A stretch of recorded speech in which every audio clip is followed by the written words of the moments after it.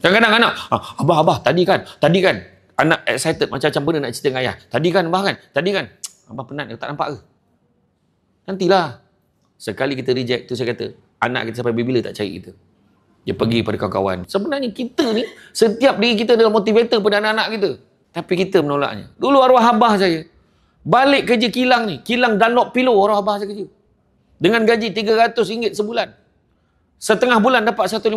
Hujung bulan dapat lagi 150. Bukan besar sangat. Tapi bila balik penat tu, bah tadi. Tadi bakal wrestling kan. Morocco dah orang dengan hak organ. Masa tu hari Rabu malam, saya ingat lagi. Tengok wrestling pukul 10. 10.30 abah saya sampai kat rumah. Dengan motor Honda Cup tu.